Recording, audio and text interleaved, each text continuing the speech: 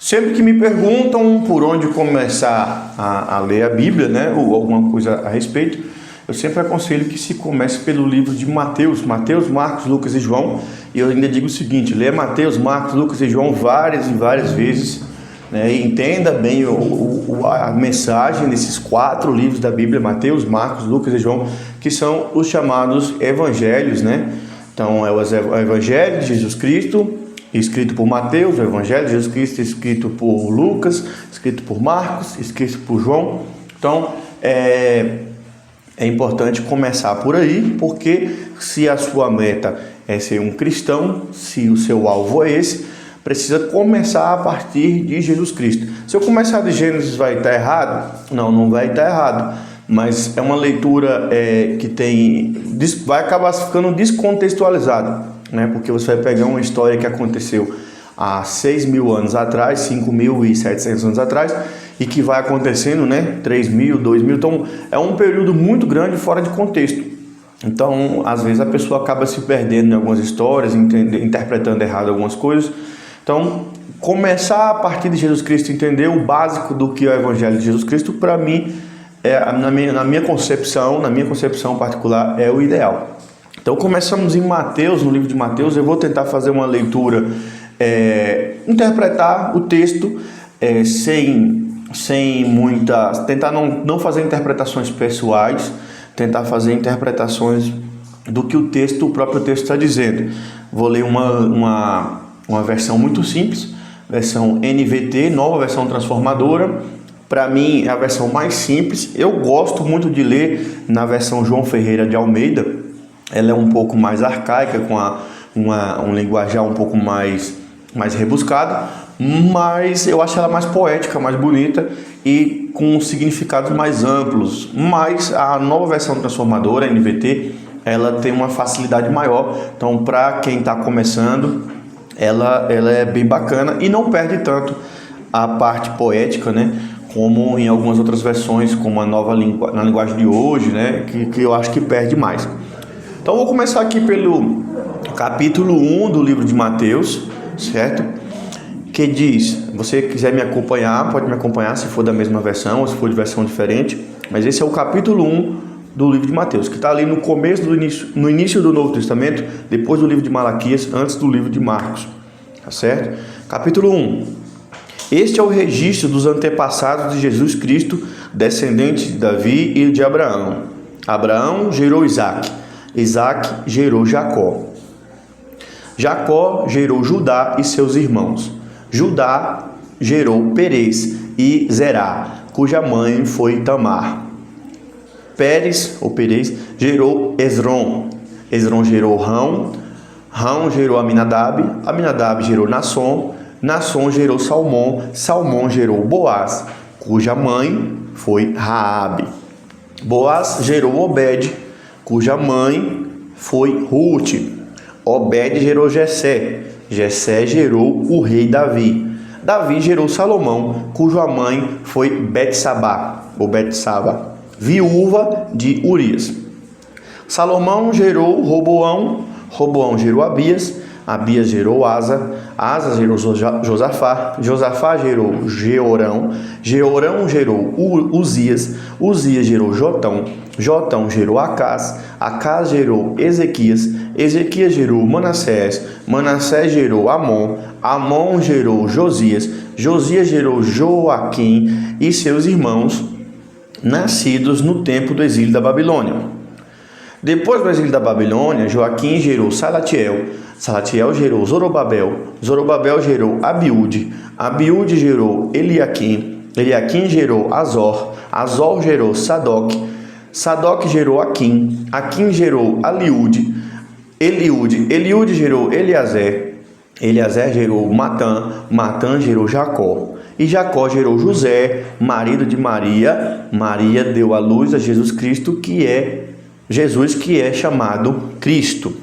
Portanto, são 14 gerações de Abraão até Davi, 14 de Davi até o exílio da Babilônia e 14 de do exílio da Babilônia até Cristo. Vou dar uma pausa aqui no meio, no versículo 17, certo? E nós temos a genealogia, que é uma coisa que muita gente pula, né? Então a galera chega ali, a genealogia, isso aqui não importa, né? Mas se está ali no texto, ela tem uma certa importância. E a genealogia escrita no livro de Mateus, ela tem uma importância interessante, porque ela tem algumas coisas que muita gente não presta atenção nisso. Na genealogia, da forma como era feita no judaísmo, só se falava sobre os homens, né? Então, você vê que a grande maioria dos nomes são de homens e a genealogia vai falando sobre os homens. Mas, nessa genealogia escrita no livro de Mateus, ele cita algumas mulheres, algumas poucas mulheres. Então, em alguns casos ele fala, por exemplo, o primeiro caso ele fala: Judá gerou Perez e Zerá, cuja mãe foi Tamar. Ou seja, ele teve o cuidado, nesse caso específico, de dizer quem foi a mãe daquela pessoa. Em outro caso, Salmão gerou Boaz, cuja mãe foi Raabe, né? Então ele teve o cuidado de dizer quem foi o pai e quem foi a mãe. Depois, mais para frente, ele fala de Boaz, gerou Obed, cuja mãe foi Ruth. E Obed gerou Jessé, Davi e tal, e vai ali, não fala, por exemplo, quem é a mãe de Davi, não fala vários, mas no caso da mãe de Salomão, ele fala, Davi gerou Salomão, cuja mãe foi Betsaba, viúva de Urias. Então, ele especifica, inclusive, nessa última, que era Betsaba, que era mãe de Salomão, e que ela era viúva de Urias. Então, todas as outras histórias, com certeza, têm seus fatos importantes, mas o escritor do Evangelho de Jesus, segundo Mateus, fez questão de citar essas 4 mulheres na genealogia, contando com Maria, 5 mulheres. Então, na genealogia de Jesus, no livro de Mateus, contém a história de 5 mulheres, certo? O que isso quer dizer? Aí agora entra uma interpretação um tanto particular, né? Não que seja original minha, mas é uma interpretação um pouco particular, mas você vai ver se ela faz sentido ou não. Nós vemos que as 4 mulheres que são descritas na genealogia de Jesus são mulheres que poderiam ter uma fama entre o próprio povo, digamos, duvidosa, né? São mulheres que passaram por situações que são situações complicadas em relação ao matrimônio, em relação à vida afetiva.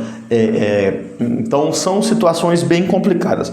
A primeira que é citada é Tamar, né? Então, nós vamos fugir um pouco do livro de Mateus, e se você quiser conhecer a história de Tamar, está lá em Gênesis, no capítulo 38. Eu não gosto de citar versículo, porque eu acho que fica um pouco descontextualizado. Gênesis capítulo 38, a partir do 38 você vai conhecer a história de Tamar. Em resumo, o que aconteceu com Tamar? Tamar, ela era filha, Tamar foi escolhida para se casar com um filho de Judá. Então Judá, não tem Jesus, não é o leão da tribo de Judá, né? Então Judá, que é uma das tribos de Israel, e um dos patriarcas, né, de Israel, e Tamar foi escolhida para se casar com um dos filhos de Judá. E aí o que aconteceu? Ela se casou com ele, e antes deles terem filhos, o camarada morreu. O marido de Tamar morreu, no caso, filho de Judá. Então, Judá escolheram lá Tamar para ser nora dele, para casar com o filho dele morreu e não deixou descendente. Quando o homem não deixava descendente, morria e não deixava descendente, ele tinha se casado e ele morreu e não deixou descendente e deixou uma viúva. O que a lei, o que o costume da época dizia? Ainda nesse tempo ainda não era lei, que é antes da lei de Moisés. O que o costume da época dizia? Que a mulher tinha que ser entregue a um irmão ou um parente próximo, né, para poder esse irmão dele fazer um filho nela, né, engravidar essa mulher, e esse filho seria considerado o filho daquele que morreu, né? Então, para dar continuidade à linhagem. Então, ela se casa com o irmão de Tamar, ou com o irmão ela se casa com o cunhado dela, né? Ela fica viúva, se casa com o cunhado. E aí o que acontece? o cunhado fica ali usufruindo da herança, de certa forma, usufruindo da herança do irmão, e tinha a relação com ela de uma forma que não engravidava, né? Então, vou usar o termo mais do jeito que está na tradução na Bíblia, né? Que aí só entendedores entenderão. Diz que ele jogava a semente em terra, né? Então, ele não fecundava ela para ela poder ter o filho. O que aconteceu? Deus castigou ele porque ele estava usando de má fé. Ele queria continuar usufruindo da herança do irmão, da esposa do irmão, sem dar o filho que ela precisava para poder ser honrada, né? E que o irmão dele precisava para poder dar continuidade à sua linhagem. E com isso ele morreu também. Ela ficou viúva do segundo irmão, né? Dessa vez agora por decisão de Deus. E aí Judá tem outro filho, só que esse filho é muito pequeno, não tem como ainda casar, não tem como engravidar ela. Então ele fala: você vai esperar por um tempo até o meu filho crescer para você poder casar com ele. Ela vai esperar, volta para casa da família dela, não sei, alguma coisa desse tipo, e o filho cresce e Judá meio que esquece dela. Judá esquece dela e ela descobre que o menino já cresceu, o menino já podia estar casado, mas Judá esqueceu dela. E nisso ela fica desonrada, fica ali separada, não pode fazer nada, não pode se casar com outra pessoa, fica com a vida dela toda empatada e desonrada, né? Porque era uma viúva sem filho, né? Desamparada. Aí ela arma uma estratégia, né? Um tanto maluca. Ela se veste de prostituta e fica em um lugar onde Judá ia passar. Judá passou, viu, não a reconheceu, provavelmente já tinha um tempo que eles não se viam, ela também estava disfarçada, né? E Judá tentou, né? Falou: prostituta, vou entrar em contato com ela. Ele foi lá para tentar negociar com ela. E ele falou assim: olha, só que eu estou sem dinheiro aqui agora. Ela falou assim: olha, eu não vou ter como lhe ajudar fiado. Vamos fazer o seguinte: você vai deixar o seu anel, o seu cinto, o anel, a capa e o machado, algo assim. Se eu tiver errado, pode ir lá conferir que eu estou aqui no livro de Mateus, estou pegando essa história por alto. Deixou ali para servir de prova, né? Então, quando você trouxer o dinheiro, eu te devolvo suas coisas. Aí, tá bom, tirou o anel, entregou, né? O sinete, o anel era um símbolo, né? Que você marcava as coisas, né? E aí tirou o anel, a capa e o cajado, entregou, e eles fizeram ali o trabalho, e ele foi embora. E ela também foi embora e não voltou lá para devolver as coisas e receber o dinheiro. Ele voltou lá no outro dia, não estava lá, e ele falou: fazer o quê, né? Perdi minhas coisas, mas é isso, o risco que se corre. E a vida seguiu. Nisso, começa a aparecer os sinais de gravidez e a fama corre. Tamar está grávida. E aí o pessoal foi lá, já na intenção de apedrejar, de fazer, né? Porque, poxa vida, desonrou, ela era viúva do filho, tinha que esperar, e ela não esperou, engravidou, aí ele falou: engravidou de alguém. E Judá foi lá com a galera já na intenção de fazer essa cobrança a ela, né? Como é que foi que isso aconteceu? E aí ele fala: mas quem foi o pai do filho? Ele falou: não, o pai do filho é o dono dessas coisas aqui, ó. E entregou as coisas, ou seja, ela cometeu um erro, mas ele também tinha cometido. Então os dois eram cúmplices no mesmo erro. Se fosse para matar um, tinha que matar os dois. E além do mais, ela precisava de um filho na linhagem daquela linhagem, e ela conseguiu um filho daquela linhagem. Ela falou: você me negou o direito que eu tinha e eu só fiz correr atrás do meu direito. Ou seja, é uma história bem pesada, né? Uma história bem intensa, com várias situações complicadas, mas de Tamar, dessa situação, né, nasceu um camarada chamado Perez. Então, esse Perez, dando continuidade, vai chegar na linhagem de Jesus, ou seja, uma mulher com uma história bem pesada, né, com uma situação de vida bem difícil, e que poderia correr o risco de ser apedrejada, de ser julgada como uma prostituta, como uma adúltera, como uma pessoa desonrosa, que está incluída na linhagem de Jesus. Ou seja, não havia intenção alguma de purificar a linhagem de Jesus, tirar Jesus de todo, não, livrar dos escândalos, né? Não, é uma história bem escandalosa, mas que dá continuidade, né? E aí continua, Esrom gerou Rão gerou Aminadab gerou Nasson gerou Salmão, e Salmão gerou Boaz, cuja mãe foi Raabe. Quem foi Raabe? Por que estão citando essa mulher de novo? Outra mulher de novo, né? Passa várias gerações só homens, chega de novo citando uma mulher. A história de Raabe está lá no livro de Josué, no capítulo 2. Como é a história de Raabe? Novamente, vou contar por alto. Existe um cerco do povo de Israel em redor de Jericó. Então essa história de Jericó todo mundo já conhece, que Deus fala para dar voltas na muralha, tocar trombetas, as muralhas caíram e tal. Mas antes disso, existe a história dos espias, né? Que os espiões, alguma coisa assim, que Josué manda para ir lá vigiar a terra, lá espiar a terra. Nessa daí eles vão lá para espiar a terra, para descobrir as fraquezas para entrar na terra. Como eu estou dizendo, eu vou acelerar a história aqui.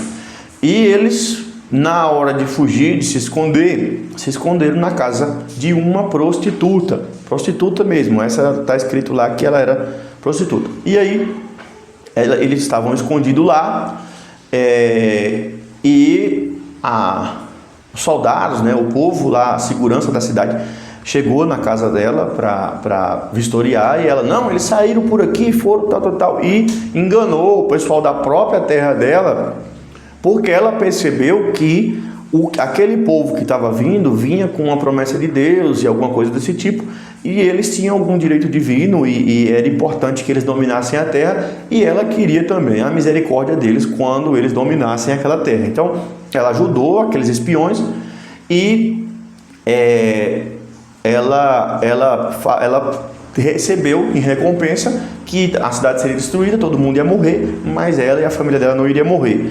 E aí até eles dizem, lá no texto está escrito que para que ela não morresse, para que a casa dela não fosse invadida, ela ia pegar um fio de um pano vermelho, né?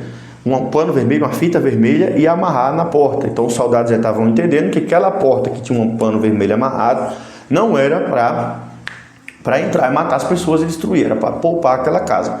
Isso se faz até uma alusão, né? É bem simbólico para o cristianismo, porque simboliza, e parecido com o simbolismo lá do Êxodo, onde o sangue do cordeiro é passado na porta e o anjo passava e não matava o primogênito daquela casa, que também traz um simbolismo com o sangue de Jesus, do sacrifício de Jesus, que entende-se que o sangue de Jesus purifica do pecado e assim da condenação. Então quem está coberto pelo sangue de Jesus, tem a marca do sangue de Jesus, não é punido, né? Não que não seja pecador, mas o anjo da condenação passa direto, porque a pessoa está coberta com o sangue de Jesus. Então tem um simbolismo, certo? No fato dessa fita vermelha pendurada na porta.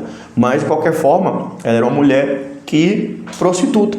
A partir daquele momento, a cidade é conquistada e ela é inserida no povo de Israel, se casa com um judeu e que se chamava Salmão, e tem um filho chamado Boaz, que acaba se tornando um personagem também importante mais para frente. Então, mais uma pessoa, a segunda mulher na genealogia de Jesus, e ela era profissional mesmo, né, da prostituição. E aí Boaz gerou Obed, cuja mãe foi Ruth, né?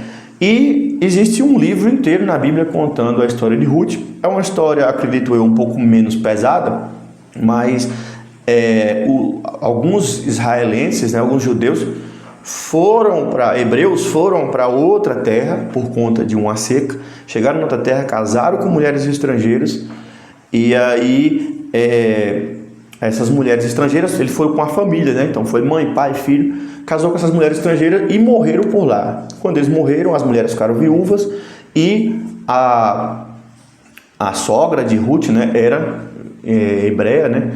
E aí ela fala, vocês ficam aí, fica à vontade, vive a vida de vocês, meus filhos morreram, não tenho mais filho para entregar para vocês, então tchau, eu vou para minha terra. E ela fala, não, onde você for eu vou junto. e aí voltaram para Israel, agora trazendo essas mulheres estrangeiras. Quando chegaram aqui, a mulher estrangeira, então era mulher, viúva, estrangeira, sem filho e de outra terra. Então, assim, uma coisa bem complicada, bem difícil para ela. Ela conseguiu um trabalho colhendo espigas, né? Elas iam colher espigas que ficavam, depois da colheita, caía no chão. A pessoa tinha o direito de ir lá pegar os que estavam no chão. Então, era quase que uma assistência social, algo, uma caridade, né? E aí, nisso, ela conhece o Boaz, e aí ela se interessa pelo Boaz. Ela percebe o interesse de Boaz por ela, e aí tem lá o livro de Ruth, se você quiser conhecer a história mais profundamente. Ela, de certa forma, seduz ele, né? O texto não fala dessa forma, mas você vai ver que existe um jogo de sedução. Ela seduz Boaz, e depois eles enganam alguém que era para ser o cara que ia casar com ela. Então, tinha um cara que ia casar com ela, estava tudo certo. Assim, tudo certo, assim, ele era o próximo da linhagem que devia casar com ela, mas aí os dois falam, não, vamos conversar com ele, assim, assim, assim, eles conversam, dá um jeito, o cara se sai, e Boaz, que era um homem de uma condição financeira um pouco melhor, se casa com ela. Então, não é aquela história bonitinha de pureza e de casamento com véu e grinalda que a gente, né, imaginaria para a linhagem do Messias. Depois disso, a gente ainda tem o caso que talvez seja o mais pesado, né? Davi gerou Salomão, cuja mãe foi Betsaba. Para quem não conhece a história, está lá em 2 Samuel, a partir do capítulo 11, né? 2 Samuel, a partir do capítulo 11, você vai ver a história de Betsaba. Como foi a história de Betsaba? Davi, um certo dia, não foi para a guerra, por algum motivo, mandou os soldados para a guerra e ficou em casa. Nisso que ele ficou em casa, ele estava lá de cima do terraço dele, né, no palácio dele, olhou para baixo e viu uma mulher tomando banho, achou a mulher muito bonita e desejou aquela mulher. E aí ele falou assim, quem é aquela mulher? Aquela mulher é a esposa do soldado Urias. O soldado Urias, um cara bacana, decente, trabalhador, guerreiro, valente e fiel demais a Davi. Davi falou, traz ela para cá. Levaram ela e ele, né, os dois se conheceram ali, né? E aí o que aconteceu? Urias foi traído, né? A Bíblia não fala se foi de forma consensual ou não, mas houve a traição, né? Houve a situação e ela engravidou do rei Davi. E aí quando percebeu que estava grávida, ela mandou falar, aconteceu assim, assim, e eu tô grávida. E meu marido está na guerra já tem um tempo e não tem como o filho ser dele. Então, bem complicada a situação para Davi. Davi ficou com medo de ferir a reputação, todas as situações desagradáveis que podia acontecer com isso. Ele falou, deu um plano, né? Não, eu mando o Urias vir para cá, deixo ele lá com ela, e aí ele vai achar que o filho é dele, né? Quando o menino nascer. Mandou chamar o Urias, e aí falou, não, vai para casa, vai descansar. Ele, não, vou não. Não vou lá para casa, rapaz. Ficar com sua mulher. Ele falou, vou nada. Meus irmãos estão lá na guerra, meus companheiros de batalha estão lá na guerra lutando e eu vou ficar em casa? Não, eu vou ficar aqui de guarda, na porta do palácio, porque eu sou guerreiro, estamos em tempo de guerra, eu não estou em tempo de ficar em casa. Não seria justo com meus irmãos de guerra, né, com os outros soldados, eu ficar em casa e eles a lutar. E montou guarda na porta da casa do rei e ficou lá, né? Aí o rei falou, agora lascou, porque como é que eu vou fazer? O cara não quer ir para casa, se ele não for para casa, não tem como dizer que foi ele que engravidou a mulher. E aí ele pega e manda vir Urias. Urias, fala o seguinte então, leva essa carta lá pro general. Aí na carta estava escrito, olha, quando esse camarada que entrega a carta chegar, pega ele, coloca ele na parte mais perigosa da batalha, larga ele lá para ele se lascar. O general fez isso, colocou Urias, e Urias todo cheio de boa vontade, né? Colocou Urias na parte mais perigosa, foi, largaram ele lá e vazaram, e os inimigos mataram ele. Então ele ficou viúvo. Agora Betsaba ficou viúva, né? Mas uma situação de homicídio premeditado, todos os agravantes, né? E ainda a questão da traição e uma possível violência, né? Violação, caso não tenha sido consensual. E aí o que acontece? Agora ela estava viúva, ele falou, agora ela está viúva, eu tenho direito. Foi lá e pegou ela, levou para casa, vamos casar. E casou-se com ela, né? Só que aí o que acontece? O profeta foi revelado por Deus, tudo isso que tinha acontecido, foi lá e falou com ela. Quem quiser conhecer a história melhor, pode dar uma história bem interessante. E ele perde esse filho com ela, esse filho morre. E aí depois ele faz outro filho, que no caso é Salomão, que vem a ser rei de Israel. Ou seja, é uma situação bem chata, né? Bem chata para um eufemismo, né? Uma situação bem depravada mesmo que Davi fez ali, e que acabou com muita humilhação, com muito quebrantamento, com muitos pedidos de perdão. Davi foi perdoado e essa história acabou se tendo uma reviravolta, e Salomão veio a ser rei de Israel. Então essas são as 4 mulheres que estão na história da genealogia de Jesus. Não teria como você entender a importância disso sem conhecer essas outras histórias. Então, mas não sei, é sua interpretação. Não, vai lá, tá nos textos. Tamar, Gênesis 3, Gênesis 38, Raabe, Josué, capítulo 2. E Betsaba, Ruth tem um livro inteiro sobre ela, e Betsaba, 2 Samuel, capítulo 11 e 12, tá certo? Então, vai lá e vê essas histórias, você vai ver que às vezes esse brincar é até mais pesado do que o que eu falei aqui. E aí são as 4 mulheres que estão na genealogia de Jesus. Qual é a minha interpretação pessoal disso? A minha interpretação é que essa ideia de tentar purificar, entre aspas, né, deixar tudo bonitinho, limpinho, a história para não as pessoas, isso aí é bobeira, né? Jesus não estava preocupado com isso. Ele veio descendente dessa galera, uma galera que não prestava, uma galera que não era lá essas coisas, e Jesus vem tornando grande o nome dessas pessoas, né? Mesmo pessoas que não eram pessoas boas. E ele já começa desde o seu nascimento, da sua genealogia, purificando as pessoas, porque ele purifica os seus antepassados primeiro, né? As pessoas se tornam heróis porque estão na genealogia de Jesus, mas são pessoas que tiveram vidas bem complicadas. Ou seja, se uma pessoa conseguiu chegar desse ponto e se tornar um grande homem, uma grande mulher, e fazer parte da linhagem que viria a trazer o Messias, né, a pessoa mais importante que já pisou na terra, então ele transforma a vida das pessoas. E ele começou transformando a história dos próprios antepassados deles. Isso é uma interpretação minha. E para encerrar essa parte da genealogia, vem a história de Maria, que a gente crê, né, quem crê na Bíblia, vai entender que era uma mulher de índole perfeita, uma mulher, né, que pela própria igreja católica, né, é uma santa, uma mulher que não cometeu pecado, né? Então, assim, não tem como mexer com a índole, com a moral de Maria, porque ela engravidou do Espírito Santo, era uma pessoa virgem e tal. Mas isso é o que a gente entende lendo a Bíblia. Imagina aí uma pessoa chega nos dias de hoje, imagina os dias de hoje, uma menina de 14 anos chega e fala assim: eu tô grávida. Mas como assim tá grávida? Não, eu estava dormindo, chegou um anjo, falou comigo que eu ia engravidar do Espírito Santo. Você acha como as pessoas receberiam essa notícia? Os pais dela, a família dela, pode ser o povo mais religioso do mundo. Imagina como as pessoas receberiam essa notícia, né? Alguém de fato ia imaginar que essa menina estava dormindo e acordou com sonho, o anjo falou e essa menina era virgem, mas engravidou do Espírito Santo? Então, ela teve que ter uma coragem gigantesca. Para mim, talvez o personagem bíblico mais corajoso depois de Jesus Cristo, né? Porque Jesus Cristo morre de cruz e tudo, sabendo o que ia acontecer, ele vem e morre.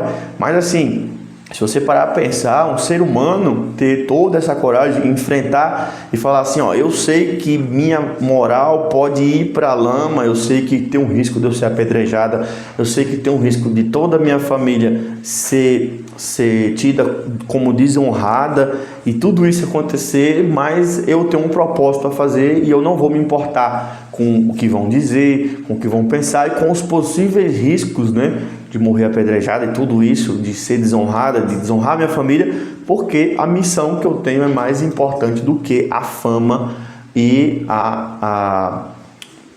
a fama e a reverência que vão me dar. Então, assim, hoje recebe o nome a Virgem Maria, né? Então tem tudo isso, mas imagina no contexto dela, ela correu um risco gigantesco, ela teve que ter uma coragem muito grande. José também teve que ter uma fé muito grande para aceitar toda essa situação, né?